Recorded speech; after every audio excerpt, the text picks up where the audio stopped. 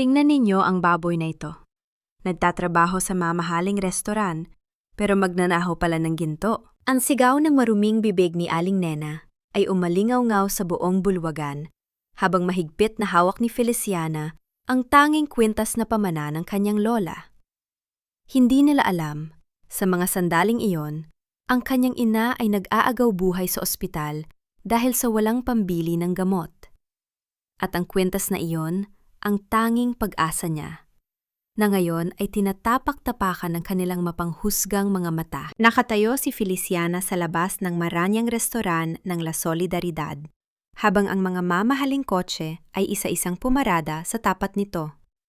Ang gabi sa Maynila noong huling bahagi ng dekada 8 ay mainit at malagkit, ngunit ang pakirikdam ni Feliciana ay tila siya ay nakalubog sa yelo. Ang kanyang matabang pangangatawan na balot ng simpleng uniforme ng serbidora ay nanginginig, hindi dahil sa takot, kundi dahil sa pagod at gutom. Buwan-gabi siyang walang tulog sa tabi ng kanyang ina sa pampublikong ospital, nakikinig sa mahihirap na paghinga nito habang ang makina ng ospital ay patuloy na tumutunog, tila nagbibilang ng natitirang oras ng buhay. Bawat segundo sa ospital ay may katumbas na buhay para sa kanyang ina na si Aling Maria. Sa pampublikong ward, kung saan ang amoy ng gamot at kawalan ng pag-asa ay naghahalo sa hangin, walang puwang ang mga mahihirap kung walang pera. Ang doktor ay nagbigay na ng huling babala. Kailangan ang gamot sa puso bago sumapit ang umaga, kundi ay tuluyan ng hihinto ang mahinang tibok nito. Ang kwintas na pilak na may palawit na rosas na quartz ay ang tanging alaala ng kanyang Lola Josefina. Ito lamang ang natitirang area ng pamilya Morales na may halaga. Binalak niya itong isanla pagkatapos ng kanyang trabaho ngayong gabi upang pambili ng mga mamahaling gamot. Ngunit si Aling Mena, ang kilalang mapagtsismis na labandera sa kanilang barangay, ay biglang humabol sa kanya at hinablot ang kwintas mula sa kanyang bulsa na nagdulot ng malaking eksena sa harap ng mga mayayamang customer. Tumingin si Feliciana ng diretso sa mga mata ni Aling Nena. Hindi siya umiyak. Hindi siya nagmakaawa. Sa kabila ng kanyang mabigat na timbang, may isang uri ng likas na bilis at lakas na ipinakita si Feliciana nang bigla niyang bawiin ang kwintas mula sa maruming kamay ng matanda. Mababa, ngunit matatag ang kanyang boses nang magsalita siya. Hindi ko ito ninakaw, Aling Nena. Ito ay pamana ng aking lola. At kung meron mang marumi rito sa harap ng La Solidaridad, yon ay ang iyong dila na walang gabi at araw sa pagkakalat ng kasinungalingan. Napaawang ang bibig ng ilang mga nakasaksi. Namula sa galit si Aling Nena, ngunit bago pa ito makasigaw muli, bumukas ang mabigat na pinto ng La Solidaridad. Ang striktong tagapamahala na si Senyor Emilio ay lumabas na may galit na mukha. Feliciana, pumasok ka na rito. Huwag mong dumiin ang mukha ng ating restoran ng iyong mga drama sa kalye. Mabilis na itinago ni Feliciana ang kwintas sa bulsa ng kanyang apron. Dahan-dahang hinaplos ito upang maramdaman ang malamig na katiyakan nito at pumasok sa loob. Ang hangin sa loob ng restoran ay malamig at mabango, puno ng amoy ng bawang, langis ng uliba, at mamahaling alak. Ito ang Maynila, kung saan ang agwat ng mayaman at mahirap ay kasing lalim ng bangin, at alam ni Feliciana ang kanyang lugar. Para sa kanila, siya lamang ang matabang serbidora na dadaan-daanan at hindi papansinin. Ngunit may isang lihim si Feliciana. Ang kanyang yumaong Lola Josefina na isang mestisang Espanyola ay nagturo sa kanya ng isang lumang wika, isang pagsasama ng sinaunang Kastila at mga lumang Tagalog cipher na ginagamit ng mga matatandang pamilya noong unang panahon upang magpadala ng mga lihim na mensahe. Naalala ni Feliciana ang mga gabi sa kanilang maliit na barong-barong sa Tondo, kung saan walang kuryente at ang tanging liwanag ay mula sa isang maliit na kandila. Doon, dahan-dahang hinaplos ni Lola Josefina ang kanyang ulo at ipinakita ang mga lumang papel na may mga kakaibang sulat. Ang wikang ito, Feliciana, ay hindi lamang para sa pakikipag-usap. ang bulong ng kanyang lola noon. Ito ay isang kalasag.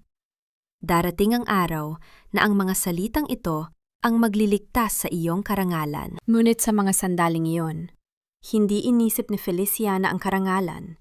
Ang tanging nais niya ay mabuhay ang kanyang ina. Ngayong gabi, ang VIP na bahagi ng restoran ay isinara para sa isang pribadong pagpupulong ng pamilya Montenegro.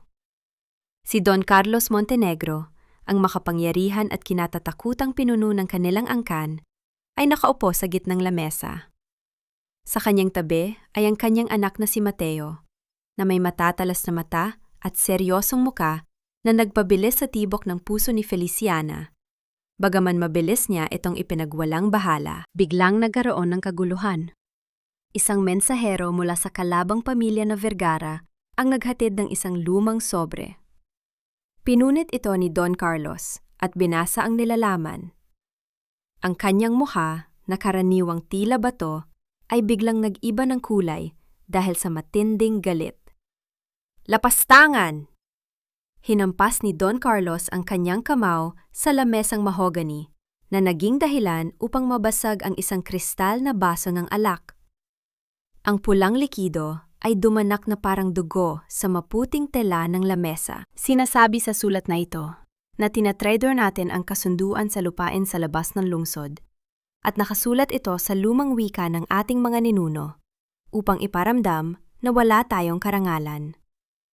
Agad na binunot ng kanyang mga bodyguard ang kanilang mga baril. Nakatutok sa nanginginig na mensahero na nakaluhod sa sahig. Tumayo si Mateo. Sinusubukang pakalmahin ang kanyang ama. Ama, sandali. Baka ito ay isang patibong lamang upang magsimula ng gulo. Hindi. Ang tatak na ito ay sa pamilya Vergara. At ang nakasulat dito ay isang malaking insulto na kamatayan lamang ang makakapagbayad. Sigaw ni Don Carlos, habang dahan-dahang binubunot ang kanyang sariling pilak na revolver, nakatutok sa noo ng mensahero. Ang hangin sa loob ng silid ay tila nagyelo. Lahat ng serbidora at kusinero ay nagtago sa mga sulok. Walang gustong madamay sa galit ng isang Montenegro. Si Feliciana na nakatayo malapit sa tray stand ay napatingin sa itinapong papel na nasa dulo ng lamesa. Ang kanyang mga mata ay kusang nagbasa sa mga sinaunang simbolo at kakaibang estruktura ng lumang Castilian-Tagalog script. Biglang bumilis ang tibok ng kanyang puso. Hindi. Mali ang nakasulat. Ang balarila ay may depekto. Ang particular na lumang salita para sa pagkakanulo ay may maling baybay. Ngunit hindi ito isang aksidente.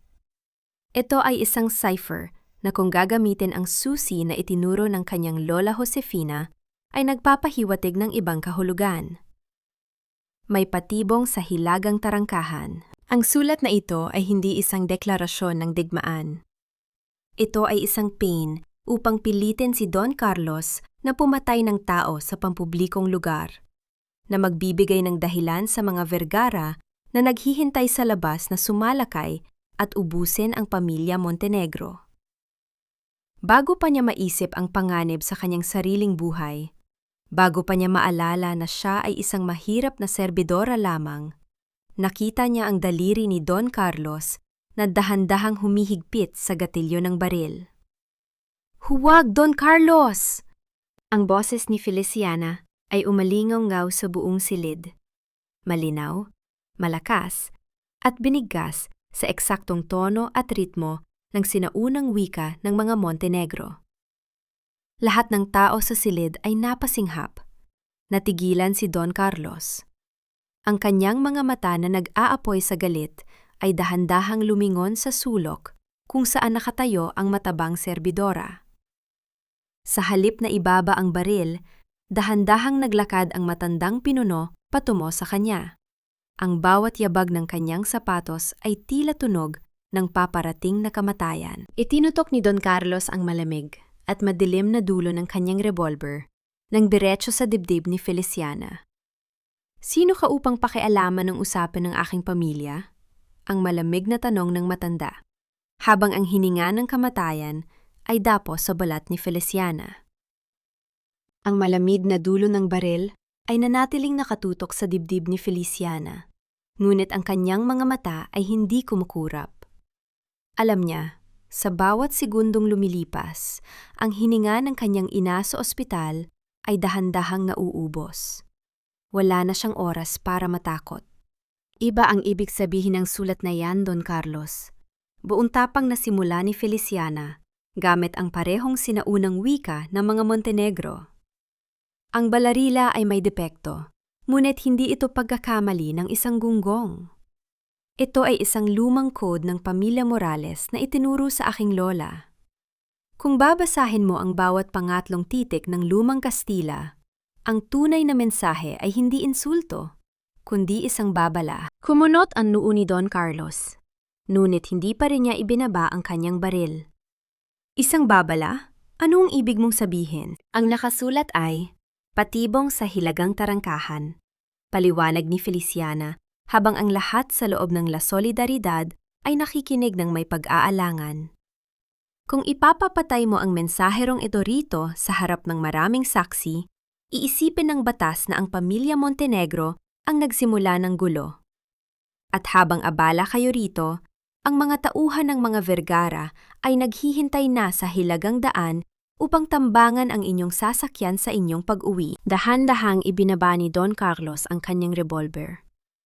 Lumingon siya kay Mateo na may pagtatanong sa mga mata.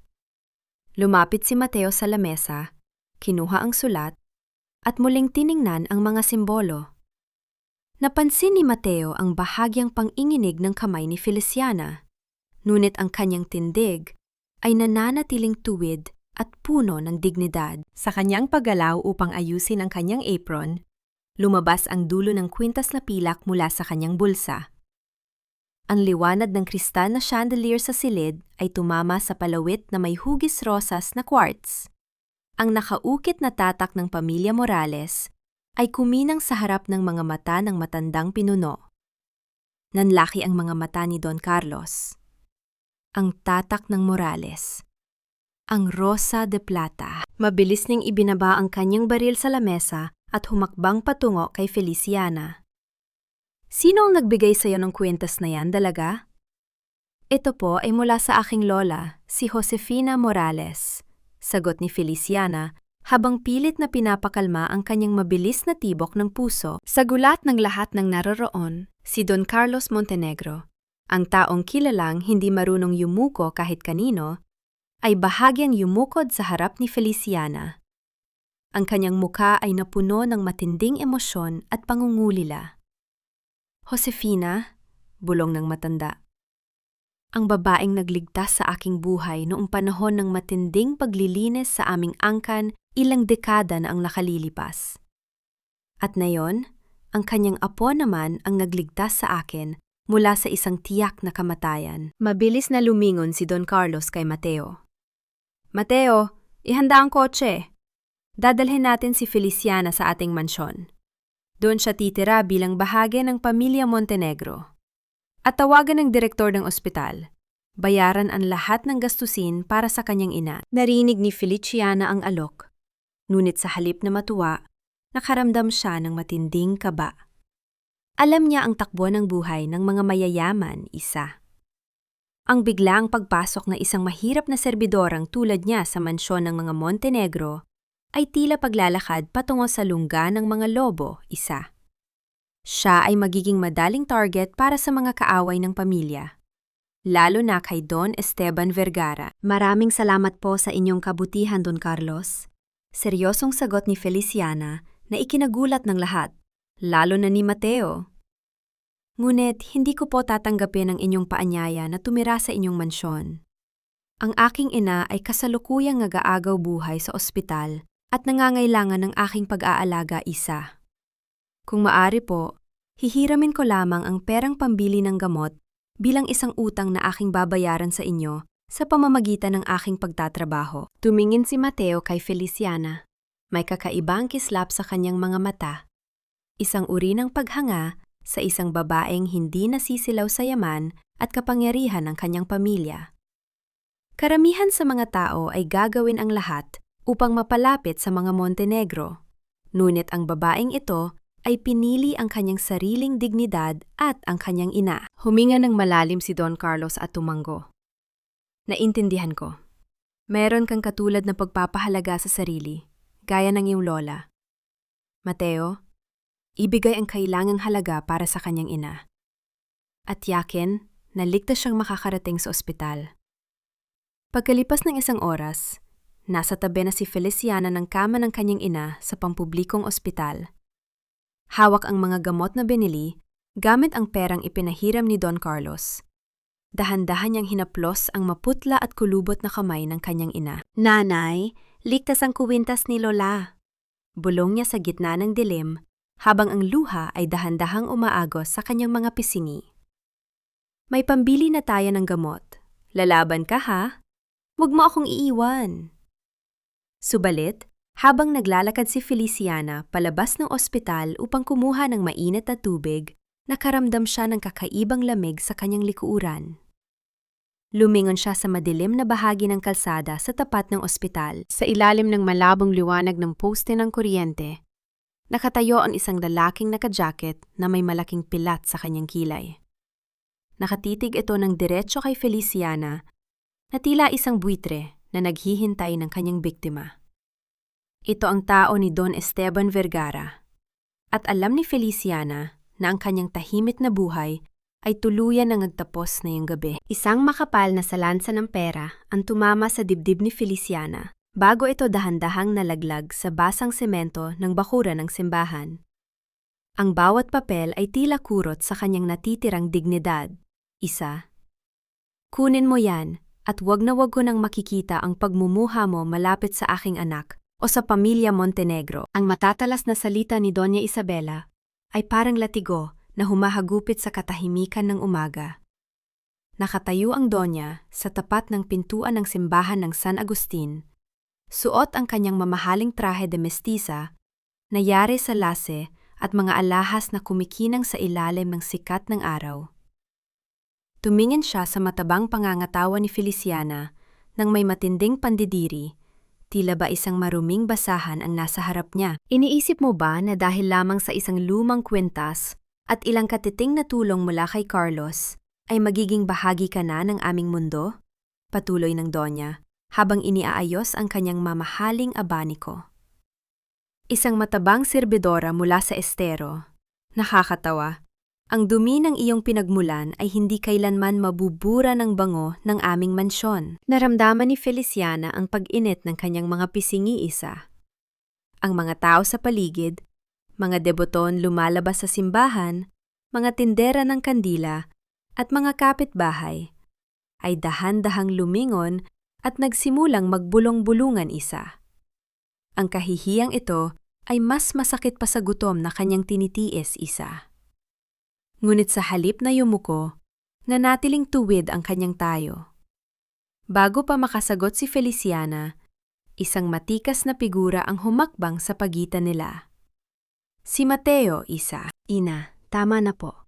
Ang malamig ngunit mariing utos ni Mateo. Hinawakan niya ang braso ng kanyang ina upang pigilan ito sa karagdagang eksena na maaaring makasira sa pangalan ng pamilya. Tumingin si Doña Isabela kay Mateo, umirap, at marahas na binawi ang kanyang braso. Pinoprotektahan ko lang ang ating pangalan, Mateo. Ang babaeng ito ay isang linta na gustong sumipsip sa ating yaman. Hindi na naghintay ng sagot ang Doña Isa. Sumakay siya sa kanyang naghihintay na kotse at umalis ng mabilis. Iniwan ang alikabok sa bakuran. Naiwan si Mateo at Feliciana. Tumingin si Mateo sa mga perang nakakalat sa semento. Pagkatapos ay kay Feliciana.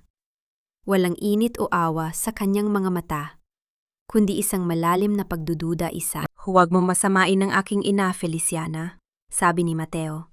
Ang boses ay patag at walang emosyon. Ngunit tama siya sa isang bagay. Mapanganib ang aming mundo. Ang paglapit mo kay Don Carlos ay naglalagay sa iyo sa gitna ng digmaan na hindi mo kayang labanan. Kung nais mong manatiling ligtas ang iyong ina, manatili ka na lamang sa iyong lugar. Hindi hinintay ni Mateo ang sagot ni Feliciana. Tumalikod siya at umalis. Iniwan ang serbidora na nakatayo sa ilalim ng nagbabagang init ng araw. Hindi pinulot ni Feliciana ang pera. Tinalikuran niya ito at mabilis na pumasok sa loob ng malamig na katedral. Doon, sa ilalim ng dambuhalang kisame at mga rebulto ng mga santo, tuluyan ang gumuho ang kanyang katatagan.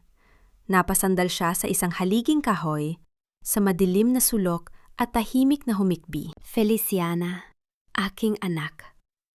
Isang malambot at pamilyar na kamay ang pumatong sa kanyang balikat. Si Sister Teresa, ang madreng nag-aruga sa kanya sa bahay ampunan noong bata pa siya, ay nakatayo sa kanyang tabi. Kinuha ni Sister Teresa ang isang lumang panyo na may burdang bulaklak at sapat na bango ng jasmine. Dahan-dahan niyang pinunasan ang mga luha sa mga pisingi ni Feliciana. Ang haplos ng madre ay tila gamot sa sugat ng kanyang puso. Huwag mong hayaang sirain ng kanilang mga salita ang iyong magandang puso. Bulong ng madre ng may labis na pagmamahal. Para sa akin, ikaw pa rin ang pinakamaliwanag na bituin na pinalaki ko rito. Ang kanilang yaman ay hindi kayang bilhin ang iyong busilak na kaluluwa. Nakahinga ng maluwag si Feliciana sa piling ng kanyang pangalawang ina, Isa.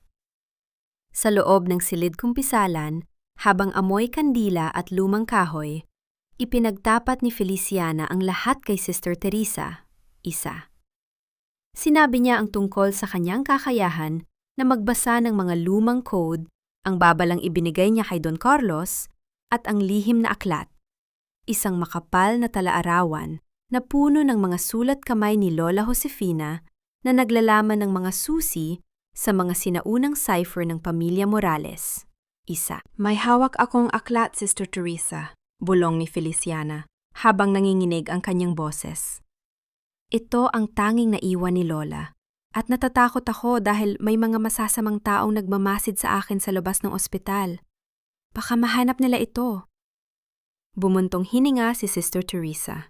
Ang kanyang mga mata ay nagpakita ng isang kakaibang pagkabahala, isang mabilis na kislap ng takot na agad ding nawala sa likod ng kanyang banayad na ngiti. Kung gayon, mas mabuting dalhin mo ang aklat na yon dito sa simbahan, Feliciana. Mungkahi ng madre habang hinahawakan ang kamay ng dalaga dito sa loob ng tahanan ng Diyos. Walang sinumang mga ngahas na pumasok upang magnakaw. Ako mismo ang magtatago nito sa isang ligtas na hantungan sa ilalim ng aking altar. Doon, walang sinumang makakahanap nito, kundi tayong dalawa lamang. Napatango si Feliciana, Isa. Naniwala siya na sa wakas, nahanap na niya ang pinakaligtas na kanlungan para sa kanyang pinakamalaking lihim. Hindi niya alam, ang bawat salitang kanyang binikas ay tila dahan-dahang nagbubukas ng pinto ng isang bagong impyerno, Isa. Isang basang supot ng nabubulok na basura ang marahas na humampas sa lumang pintuang kahoy ni Feliciana, na sinundan ng malalakas na tawanan sa labas ng kanilang bakuran dalawa. Tingnan mo nga naman ang bruha. Nagmamagaling sa mamahaling restoran, pero gumagamit pala ng gayuma para akitin ang mga Montenegro, dalawa. Ang boses ni Aling Nena ay umaalingaw-ngaw sa labas. Nang maliit na tinitirhan ni na Feliciana, ang mga kapitbahay ay nagbubulungan. Ang ilan ay tumatango at nakikisang-ayon sa mga malisyosong paratang, dalawa. Lumabas si Feliciana na may dalang walis at basahan, dalawa. Hindi niya tiningnan ang mga tao. Nilinis niya ang basura ng tahimik. Ang kanyang likod ay nanatiling tuwid at ang kanyang mga mata ay walang emosyon, dalawa. Ang kahihiyang ito sa barangay ay hindi na bago sa kanya. Ngunit ang masakit ay ang katotohanang bawat pambabastos sa kanya ay parang insulto na rin sa kanyang may sakit na ina na nakahiga sa loob, Isa, dalawa. Nang sumapit ang gabi, sa ilalim ng maliit na liwanag ng kandila, naupo si Feliciana sa tabi ng kama ng kanyang ina, dalawa. Kinuha niya ang isang lumang kwaderno na binili niya sa sari-sari store gamit ang murang asul na tinta, Isa, dalawa. Dahan-dahan niyang kinopya ang bawat simbolo at titik mula sa tunay na aklat ng kanyang Lola Josefina, Isa, dalawa.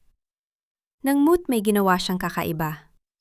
Gamit ang kanyang talino, sinadya niyang ibahin ang mga pangunahing direksyon. palitan ang mga code ng mga lokasyon, at gumawa ng mga peking pahiwatig, 2. Kung may kukuha man nito, dadalhin lamang sila nito sa mga patay na dulo at liblib na latian sa labas ng Maynila, 2. Habang abala siya sa pagsusulat, isang katok sa pintuan ang pumutol sa kanyang konsentrasyon. Sa kanyang pagbubukas, laking gulat niya nang makita si Mateo Montenegro na nakatayo sa labas ng kanilang maliit na barong-barong, hawak ang isang puting panyo, ang panyong naiwan niya sa simbahan. "Naiwan mo ito," patag na sabi ni Mateo.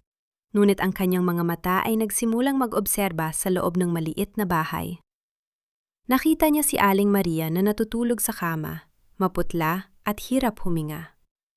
Walang karangyaan dito. Tanging amoy ng gamot at kahirapan. Ngunit napansin niya kung gaano kalinis ang bawat sulok. Nang biglang umubo si Aling Maria at sinubukang gumalaw, mabilis na lumapit si Feliciana upang tulungan ang kanyang ina. Kailangan nitong humiga ng patagilid upang maiwasan ang mga sugat sa likod dahil sa matagal na pagkakaratay. Dahil sa bigat ng kanyang ina, nahirapan si Feliciana. Bago pa niya hilingin, humakbang si Mateo paitaas at tinulungan siyang iangat ang katawan ng matanda. Ang mamahaling manggastang polo ni Mateo ay nadikit sa lumang kumot, ngunit hindi niya ito pinansin. Sa maikling sandaling yon, ang agwat ng kanilang mga mundo ay tila naglaho. "Salamat," bulong ni Feliciana habang inaayos ang una ng ina. Tumingin si Mateo sa kanya. "Hindi ka katulad ng iniisip ng aking ina, 1, 2. At mas lalong hindi ka katulad ng sinasabi ng mga tao sa labas." Ngunit bago pa makasagot si Feliciana, sumeryoso ang mukha ni Mateo. "Naparito rin ako upang magbabala, Feliciana. Nalaman ko na si Don Esteban Vergara ay naglalagay ng panggigipit sa pamunuan ng ospital kung saan nagpapagagot ang iyong ina. Sinusubukan nilang ipatigil ang kanyang gamot dahil sa mga issue sa dokumento. Ito ay paraan niya upang pilitin kang lumapit sa kanya." Naramdaman ni Feliciana ang takot na gumapang sa kanyang dibdib. "Ano ang gagawin ko?" "Tutulungan kita," sabi ni Mateo. Hawak ang kanyang balikat. "Ngunit kailangan mong mag-ingat. Huwag kang magtitiwala kahit kanino." 2. Pagkaalis ni Mateo, nagpasya si Feliciana na dalhin ang peking aklat sa simbahan ng San Agustin, gaya ng iminungkahi ni Sister Teresa, 1, 2. Inilagay niya ito sa hilaan sa ilalim ng maliit na altar sa loob ng silid kumpisalan, 2. Habang paalis na siya sa madilim na bahagi ng simbahan, narinig niya ang isang mahinang tinig mula sa silid ng mga kagamitan ng mga pare. Sumilip siya sa bahagyang nakabukas na pinto at nakita si Sister Teresa na may hawak na telepono. Ang kanyang mukha ay puno ng takot at panginginig habang bumubulong. "Nahanap ko na kung saan niya itinago ang aklat, Esteban. Huwag mong saktan ang mga bata sa ampunan. Gagawin ko ang lahat ng gusto mo." Parang nawalan ng himinga si Feliciana, 2. Ang tamingkutan ng kanyang kaligtasan ay naging pugad pala ng mga traidor, 1, 2. Ang langit-ningit ng kahoy na pinto ng silid kumpisalan ay bumasag sa katahimikan ng mainit na hapon, na sinundan ng mahaba at manipis na anino ng madreng dahan-dahang pumasok, 2. "Sister Teresa, pupunta muna ako sa palengke upang bumili ng sariwang prutas at sabaw para kay nanay," sabi ni Feliciana kaninang umaga. Pilit na pinapakalma ang kanyang boses habang nakatingin sa mukha ng madre na tila walang malay sa kanyang narinig. "Iiwan ko muna ang aking mga gamit sa hilaan ng silid kumpisalan. Mas ligtas ito rito habang wala ako." "Sige, aking ana. Huwag kang mag-alala. Walang makikialam yan dito," ang tugon ni Sister Teresa na may kasamang banayad na ngiti. Ngunit napansin ni Feliciana ang bahagyang panginginig sa mga daliri ng madre. Ngunit hindi pumunta si Feliciana sa palengke. Sa halip, pumasok siya sa kabilang bahagi ng silid kumpisalan, ang madilim na sulok kung saan ang makapal na kurtina ay nagtatago sa kanya mula sa paningin ng sinuman. Nanatili siyang tahimik. Pigil ang hininga, habang ang kanyang mga mata ay nakatitig sa kahon sa pamamagitan ng maliit na siwang ng kahoy. Ilang minuto pa ang lumipas, narinig niyo muli ang langit-ngit ng pinto. Ang banayad na hakbang ni Sister Teresa ay lumapit sa altar. Nakita ni Feliciana kung paano nanginginig ang mga kamay ng madre habang binubuksan ang hilaan at kinuha ang pekeng kwaderno na may asul na tinta. Sa halip na umalis agad, niyakap ni Sister Teresa ang kwaderno sa kanyang dibdib. Humakbang siya patungo sa krus ni Kristo na nakasabit sa pader at lumuhod ng may matinding panginginig. Ang kanyang mga balikat ay nayanig sa tahimik na pag-iyak. Patawarin mo ako, Panginoon. Patawarin mo ako. Bulong ng madre sa gitna ng kanyang mga hikbi-dalawa. Alam kong ito ay isang kasalanan. Ngunit si Esteban ang nagpalaki sa akin. 1, 2. Siya ang aking kapatid. 1, 2. Utang ko sa kanya ang aking buhay. At nagbanta siya. Nagbanta siyang susunugin niya ang ampunan, kasama ang mga bata, kung hindi ko ibibigay ang aklat na ito, 2. Patawarin mo ako, Feliciana. Mabilis na lumabas si Sister Teresa, Dala ang kwaderno.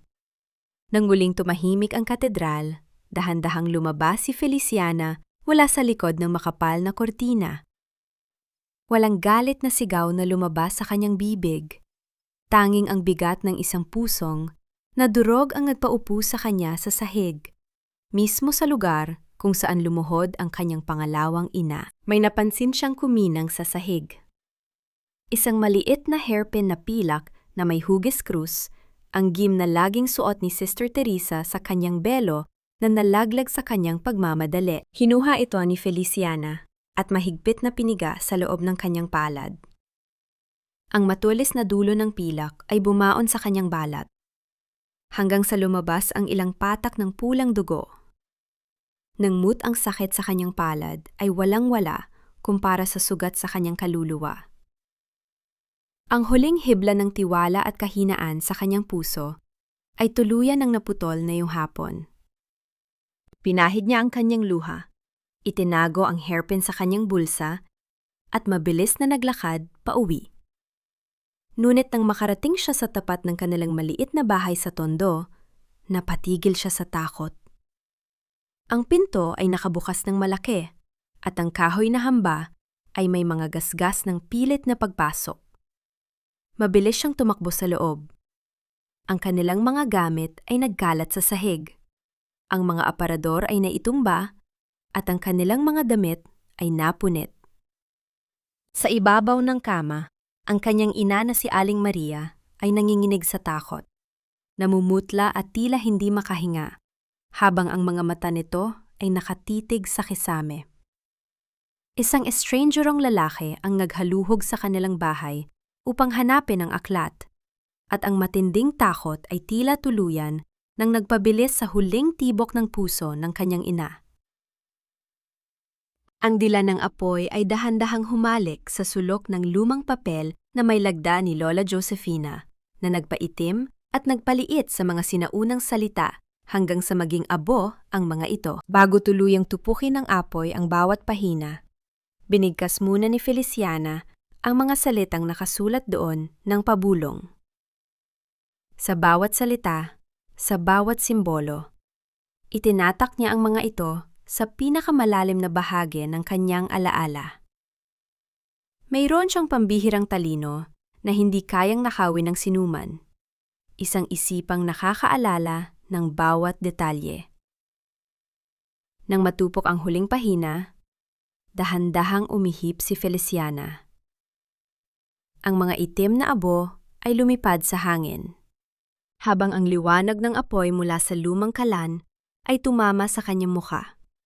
Wala na ang takot sa kanyang mga mata, tanging ang nagbabagang determinasyon na lamang ang naiwan. Ilang oras bago nito, sa tulong ni Mateo Montenegro, mabilis na nailipat ni Feliciana ang kanyang ina sa isang ligtas na pribadong ospital. Nang makita ni Mateo ang kalituhan at gulo sa bahay ni Feliciana, matapos pasukin ng mga tauhan ni Esteban, hindi siya nag-atubili. "Ligtas ang iyong ina rito, Feliciana," sabi ni Mateo ng gabing iyon, habang nakatayo sila sa labas ng pribadong silid sa ospital. Walang tauhan ni Esteban ang makakapasok sa ospital na ito nang hindi ko nalalaman. Ngunit kailangan mong sirain ang anumang bagay na mag-uugnay sa iyo sa aklat na yon. Tumango si Feliciana, 2. Iyon ang dahilan kung bakit siya bumalik sa kanyang nasirang tahanan upang tupukin ang orihinal na aklat ng kanyang lola, 2. Ngayong gabi, ang tanging buhay na mapa ng kayamanan at mga lihim ng pamilya Morales, yan nasa loob na ng kanyang utak, 1, 2. Samantala, sa loob ng kanyang maranyang opisina sa kabilang bahagi ng lungsod, hawak ni Don Esteban Vergara ang peking aklat na may asul na tinta na ibinigay sa kanya ni Sister Teresa, 1, 2. Ang kanyang mga mata ay nalilisik sa galit, 2. Walang kwentang papel! Sigaw ni Esteban sabay hagis ng mamahaling kristal na florera sa pader, 2. Sinubukan niyang gamitin ang mga pahiwatig na nakasulat doon upang hanapin ang nakatagong yaman ng mga Montenegro. Ngunit ang bawat lokasyon ay nagdala sa kanyang mga tauhan sa mga mapunong latian sa labas ng Maynila at sa mga abandonadong sementeryo na walang laman, kundi mga kalansay at dumi. Napagtanto ni Esteban na nalinlang siya. Ang aklat na dala ng kanyang kapatid na si Sister Teresa ay isang peking pain lamang. Ipinatawag niya si Sister Teresa sa kanyang opisina, 2. Nangangatog ang tuhod ng madre habang nakatayo sa harap ng galit na kapatid, 2. Nalinlang tayo ng matabang serbidoran yon, Teresa! Galit na sigaw ni Esteban, sabay hawak ng mahigpit sa balikat ng madre, 1, 2. Peki ang aklat na ito! Nasaan ang totoo? Hindi ko alam, Esteban. Umiiyak na sagot ni Sister Teresa.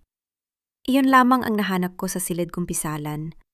Parang awa mo na, huwag mong saktan ang mga bata sa ampunan. Isang mapait na ngiti ang sumilip sa mukha ni Esteban. Kung ayaw ning ilabas ang totoong aklat, pilitin natin siya gamit ang kanyang pinakamahinang bahagi, ang kanyang ina. Alamin ninyo kung saang ospital dinala ng mga Montenegro ang matandang babae.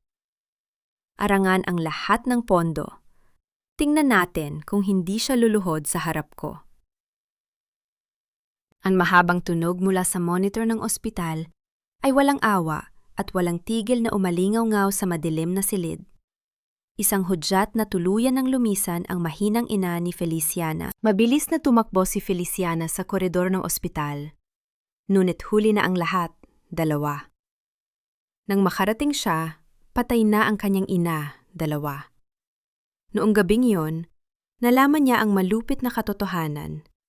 Hinarangan ng mga tauhan ni Esteban ang pondo para sa mga gamot at kagamitang pangsuporta sa paghinga ng kanyang ina, 1, 2. Gamit ang peking dokumento ng sigalot sa pagmamayari, pinilit nilang ipatigil ang lahat ng serbisyong medikal, 1, 2. Sa isang iglap, kinuha ni Esteban ang buhay ng kanyang ina dahil lamang sa hindi nito nakuha ang orihinal na aklat, 1, 2. Pumasok si Feliciana sa tahimik na silid. Dahan-dahan niyang hinaplos ang pagod na mga mata ng kanyang ina, ipinikit ang mga ito ng may banayad na kamay. Kinuha niya ang kwintas na pilak mula sa kanyang bulsa at isinuot ito sa manipis na pulso ng kanyang ina. Nanay, ipinapangako ko sa iyo, bulong niya sa gitna ng kadiliman. Ang bawat luhang pumatak ngayong gabi ay babayaran ng mga taong gumawa nito sa atin, 1, 2. Hindi ko hahayaang mawala ng halaga ang iyong pagkawala, 1, 2.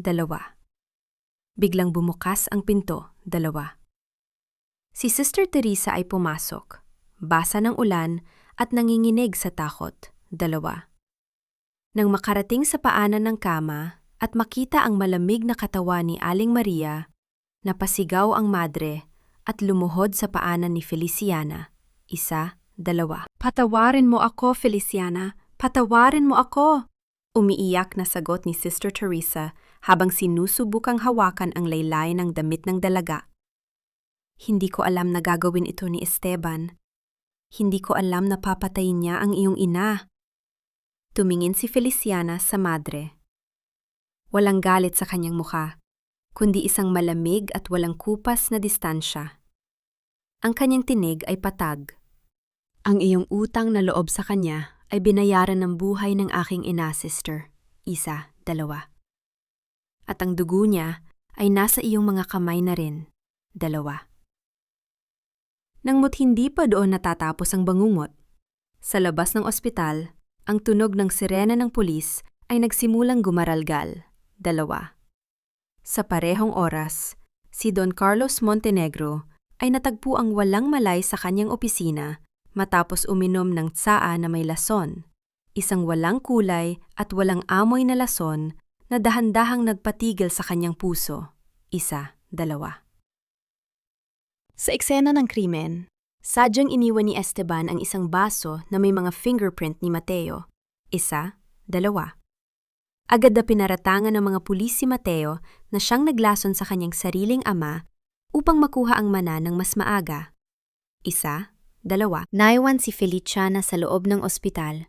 Habang ang tunog ng sirena ay lumalayo, dala si Mateo patungo sa bilangguan. Nawalan siya ng ina. Ang kanyang tanging tagapagtanggol na si Don Carlos ay nasa bingit ng kamatayan. At ang lalaking nagsimulang magkaroon ng halaga sa kanyang puso ay nakakulong. Habang nakatayo si Feliciana sa tapat ng katawan ng kanyang ina, bumukas muli ang pinto ng silid. Pumasok si Doña Isabela Montenegro, 1, 2. Ngunit wala na ang donyang mayabang na may hawak na abaniko at nagtatapon ng pera sa bakuran ng simbahan, 1, 2. Ang kanyang buhok ay gulo-gulo, ang kanyang muka ay basang-basa ng luha, at ang kanyang marangyang trahe ay may dumi, 2. Sa gulat ni Feliciana, ang mayaman at makapangyarihang donya ay biglang lumuhod sa kanyang harap, nakikiusap ng may panging inig. 1, 2. Feliciana, parang awa mo na. Umiiyak na pagsusumamo ni Doña Isabela, habang nakahawak sa mga kamay ng serbidorang dating ang kinasusuklaman. 1, 2. Ikaw lang ang nakakaintindi ng wikang iyon. 1, 2. Ikaw lang ang makakapagpatunay na inosente ang aking anak. 1, 2. Iligtas mo si Mateo. Iligtas mo ang anak ko. 1, 2. Kung kailangan mo ang aking buhay upang ipagpalit sa kalayaan ni Mateo, handa akong mamatay sa iyong paanan. 2. Ang paos na hiyaw ni Doña Isabela ay bumasag sa lamig ng silid ng ospital habang ang kanyang mga luha ay patuloy na pumapatak sa semento. Dahan-dahang hinawakan ni Feliciana ang magkabilang balikat ng Donya at pilit itong pinatayo. Kahit nadurog ang kanyang puso sa pagkawala ng kanyang ina, nanatiling malamig at matatag ang kanyang mukha. Tumayo po kayo, Doña Isabela, seryosong sabi ni Feliciana. Tutulungan ko si Mateo.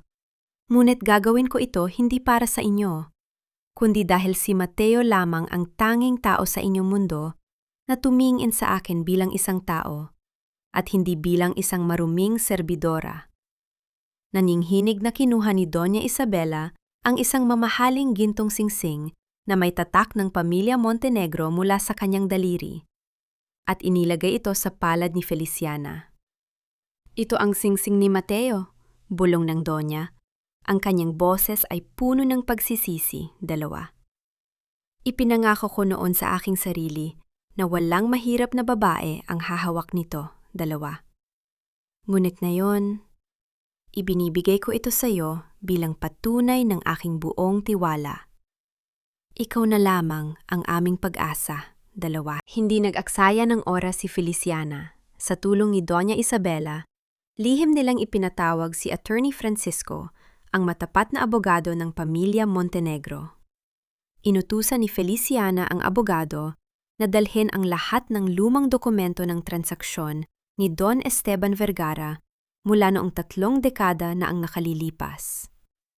Sa ilalim ng malabong liwanag ng silid, dahan-dahang nirepaso ni Feliciana ang mga dokumento gamit ang kanyang pambihirang talino sa pagsusuri. 2. Inihambing niya ang pirma ni Esteban sa mga lumang kasulatan sa pirma ng taong nag-akusa sa kanyang lola Josefina bilang isang espiya noon. 1, 2. Biglang nanigas ang kanyang katawan. 2. Ang bawat kurba, ang bawat diin ng panulat sa papel ay magkatugma. 2. Si Esteban, bulong ni Feliciana. Ang kanyang mga mata ay nanlisik sa galit. Siya ang nag-akusa kay Lola Josefina upang nakawin ang kanyang lupain at ang karang-alang dapat ay sa aming pamilya. Siya ang dahilan kung bakit kami namuhay sa hirap. Ngunit may mas malaking problema tayo ngayon. Singit ni Attorney Francisco. Habang nag-aalala ang kanyang muka, nalaman ko na nasuhulan na ni Esteban ang 3 sa 5 miyembro ng konseho ng pamilya. Sa nalalapit na pagpupulong sa simbahan ng San Agustin sa loob ng 3 araw, plano nilang tuluyang patalsikin si Mateo at ibigay ang lahat ng kapangyarihan kay Esteban. Kung gayon, doon natin siya haharapin. Mariing sagot ni Feliciana. Ihahanda ko ang aking sarili upang ibunyag ang lahat ng kanyang krimen sa harap ng buong konseho. Bago matapos ang gabi, isang batang lansangan ang nag-abot ng isang liham kay Feliciana. Pagkabukas niya, nakita niya ang sulat kamay ni Esteban. Huwag kang mangahas na sumipot sa pagpupulong, matabang serbidora. Nakasulat sa liham. Kung magpapakita ka, ilalabas ko sa buong Maynila ang lihim na dokumentong nagpapatunay na ang iyong lola ay isang traidor at espiya. Sisiguraduhin kong ang pangalan ng iyong pamilya ay mananatiling marumi habang buhay. Hinigpitan ni Feliciana ang hawak sa papel, habang ang apoy ng paghihigante ay tuluyang sumiklab sa kanyang puso. Ang kalatog ng mga butil ng rosaryong nalaglag mula sa nanginginig na kamay ni Sister Teresa ay bumasag sa katahimikan ng silid dalanginan. Nang dahan-dahang lumitaw ang anino ni Feliciana sa pintuan. Hindi natakot si Feliciana sa madilim at malamig na sulok ng simbahan ng San Agustin. Lumapit siya sa silid kumpisalan, naupo sa kabilang panig ng manipis na kahoy na rehas, at nagsimulang magsalita sa isang mahinahon, ngunit malungkot na boses. Naalala ko pa po, sister, bulong ni Feliciana.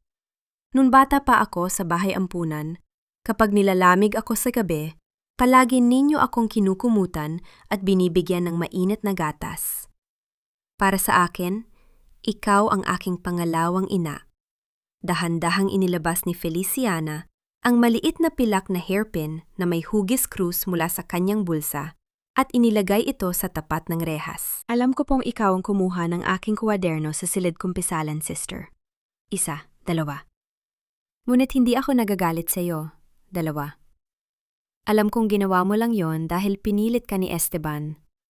Dahil tinakot kanyang susunugin ng ampunan kasamang mga bata. 2.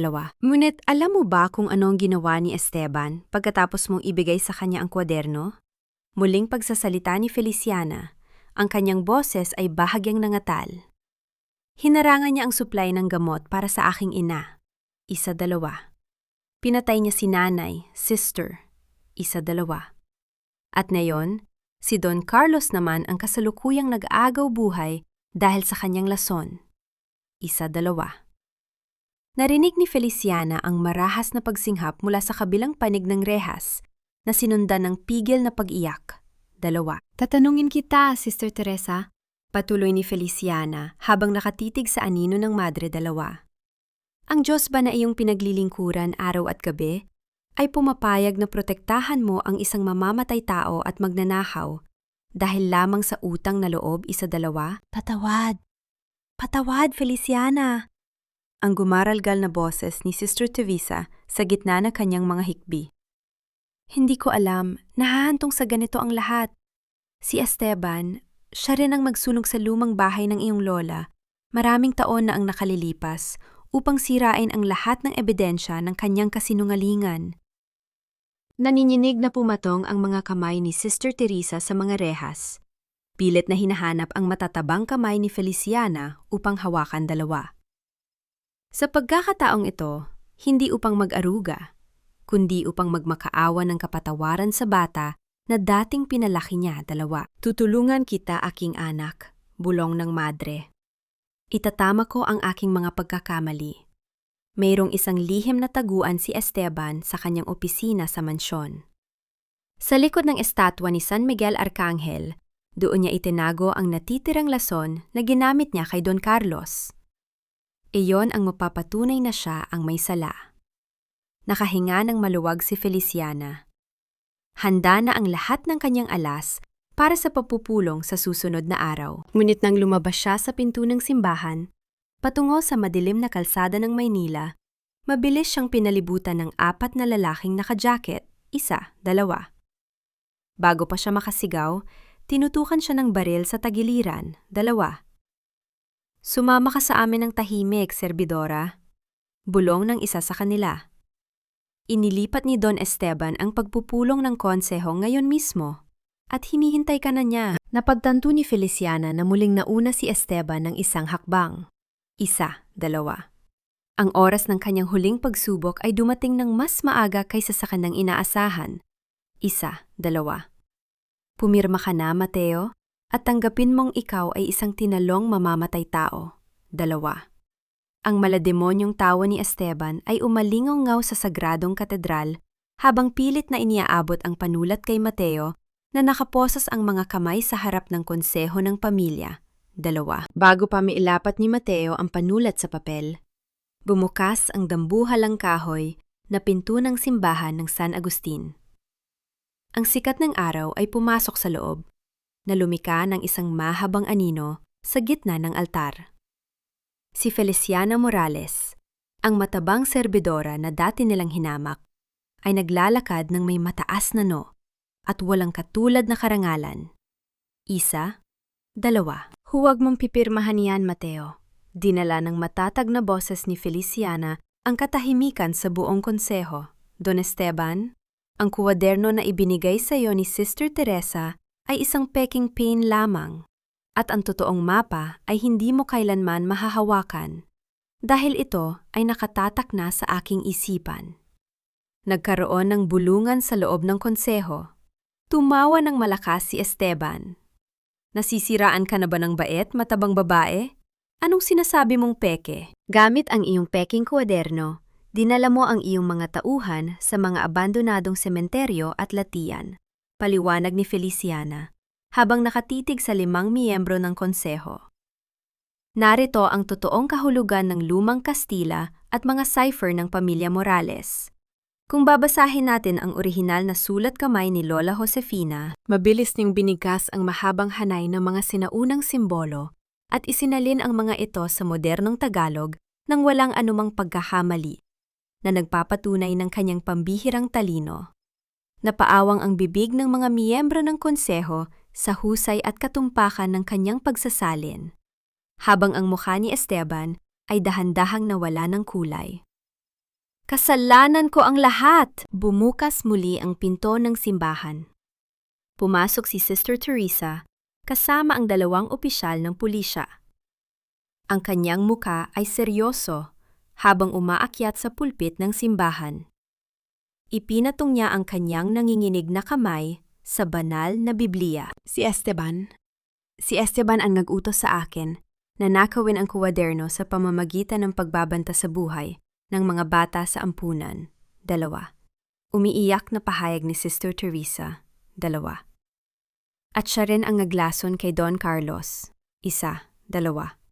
Narito ang botelya ng lason na natagpuan ng mga pulis sa likod ng estatwa ni San Miguel Arcangel sa kanyang opisina. 2. Inilabas ng mga pulis ang ebidensya. Nagulantang ang buong konseho sa harap ng mabilis na pagbubunyag ng katotohanan. 2. Humarap si Feliciana kay Esteban. Inilabas ang lumang dokumento mula sa kanyang bulsa. 2. At hindi lang yon, 30 taon na ang nakalilipas, si Esteban din ang nag-akusa sa aking Lola Josefina bilang espiya upang nakawin ang kanyang lupain at yaman. 1, 2. Ang pirma mo sa dokumentong ito ay kapareho ng pirma mo sa mga papel ng Montenegro ngayon. 2. Nang mapagtanto ni Esteban na natalo na siya, nawala siya sa kanyang sarili. Magsisinungaling kayo, mga lapastangan! Sumigaw siya at mabilis na tumakbo patungo kay Feliciana. Ang kanyang mga kamay ay nakaakmang sakalin ang dalaga. Ngunit bago pa siya makalapit, si Mateo, na dahan-dahang nakalapit matapos siyang kalagan ng isang matapat na pulis, ay humarang at sinuntok si Esteban sa mukha, dalawa. Agad na dinaluhong ng mga pulis si Esteban at pinusasan ito habang sumisigaw ng mga pagbabanta, dalawa. Nang matapos ang gulo, dahan-dahan lumapit si Mateo kay Feliciana, dalawa. Walang posa sa kanyang mga kamay. Taming ang malalim na paghanga at pag-ibig sa kanyang mga mata, isa, dalawa. Sa harap ng kanyang ina, si Doña Isabela na nakatayo sa tabi na puno ng hiya at pagsisisi, hinawakan ni Mateo ang matatabang kamay ni Feliciana nang may buong paggalang at higpit, isa, dalawa. Biglang pumasok ang isang doktor mula sa pinto ng simbahan. Hingal na hingal habang may dalang magandang balita, dalawa. Mateo, Doña Isabela, si Don Carlos, gumagalaw na ang kanyang mga daliri. Gumana ang panlaban sa lason na ibinigay sa atin ni Feliciana. Ang mahinang kaluskos ng mga alon na humahalik sa baybayin ng Lok ng Maynila ay dahan-dahang sumasabay sa Meng RNA Shawang, naglalakad sa ilalim ng papalubog na araw. Ngunit bago marating ang payapang hapong ito, kailangan muna nilang ayusin ang mga natitirang labi ng nakaraan. Hinatulan si Esteban ng habambuhay na pagkabilanggo para sa kanyang mga krimen, isa, dalawa. Si Sister Teresa naman ay nagpasya na iwanan ang Maynila at lumipat sa isang liblib na monasteryo sa kabundukan upang doon ay mag-ayuno at mag-alay ng kanyang buhay sa pagsisisi, dalawa. Sa araw ng kanyang pag-alis, pumunta si Feliciana sa istasyon ng bus upang ihatid ang madre, dalawa. Walang galit sa mukha ni Feliciana nang iabot niya kay Sister Teresa ang maliit na pilak na hairpin na may hugis krus, dalawa. Ito po ang iyong hairpin, sister, bulong ni Feliciana, habang banayad na nakatitig sa mukha ng madre.